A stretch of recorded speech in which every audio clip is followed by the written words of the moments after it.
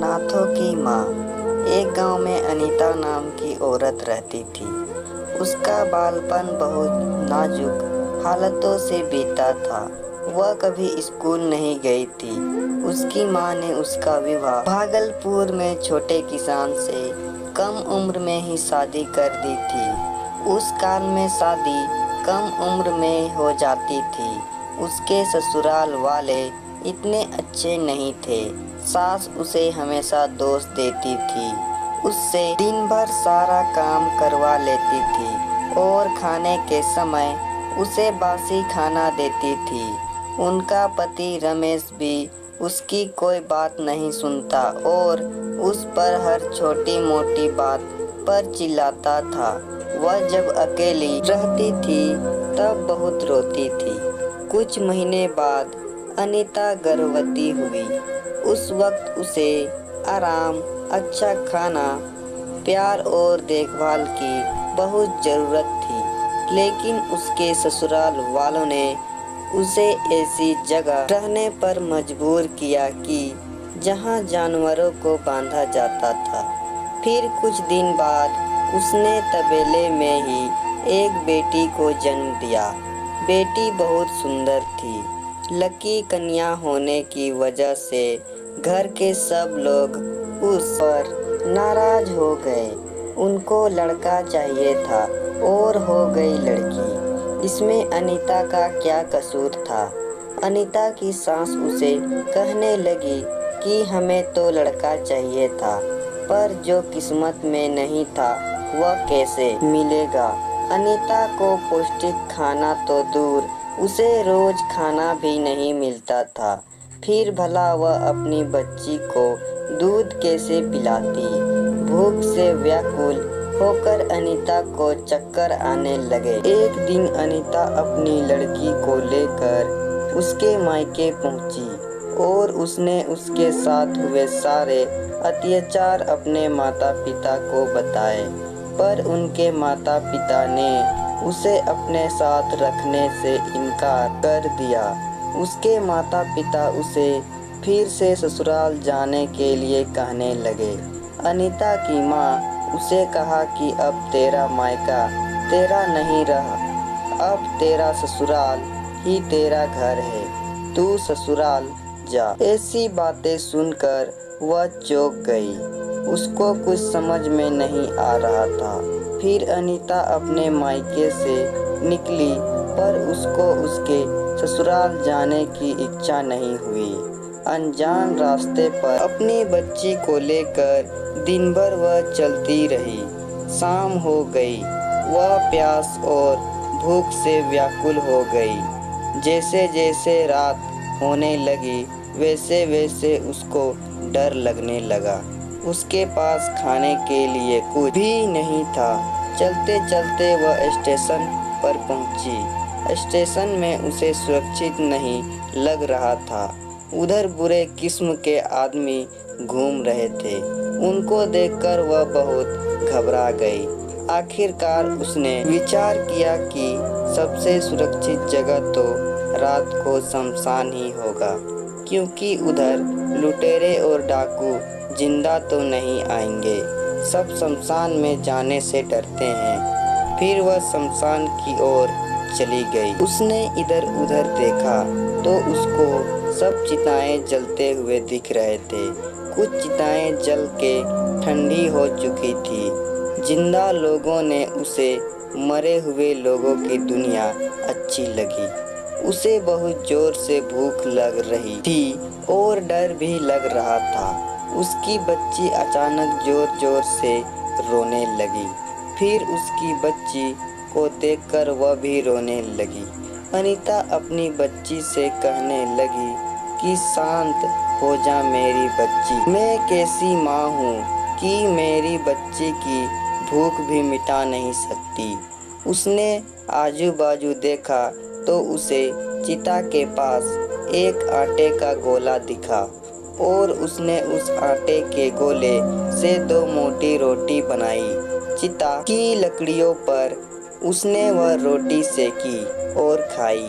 खाने के बाद उसने उस शमशान को प्रणाम किया क्योंकि शमशान भूमि ने भूख से मर रही उसे और उसकी बच्ची को जीवन दान दिया था। इस प्रकार अनीता सुबह स्टेशन पर रहती थी और रात को चोरों डाकू से बचकर शमशान में। उसे उधर जो खाने को मिलता था वह उसे खाकर सो जाती थी।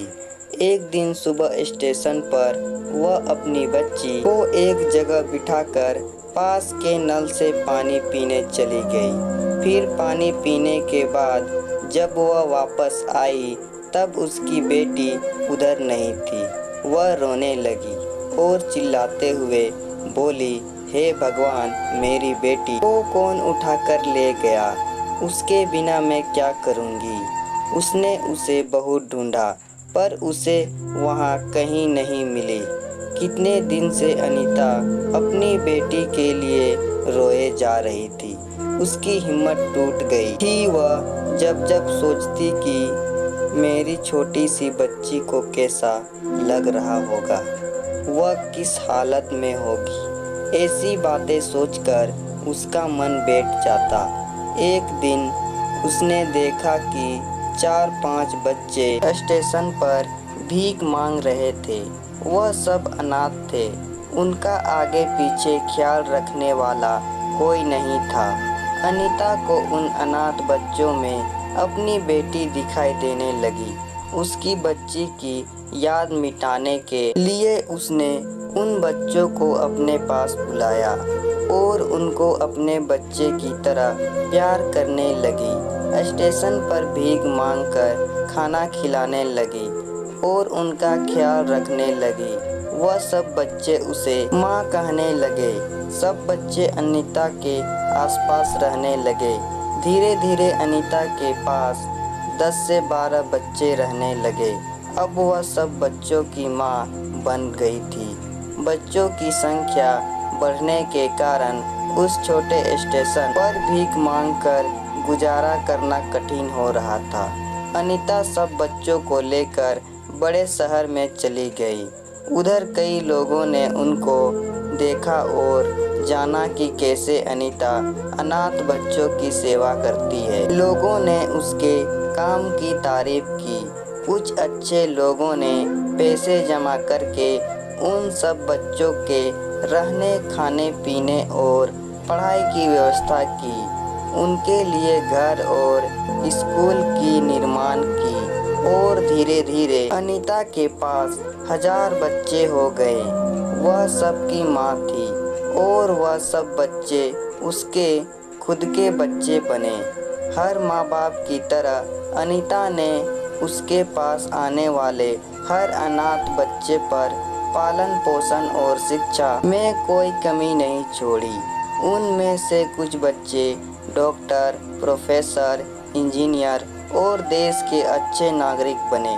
उन्होंने उनका घर बसाया और उनकी माँ अनीता को कभी नहीं भूले। वह सब माँ से जुड़े रहते थे।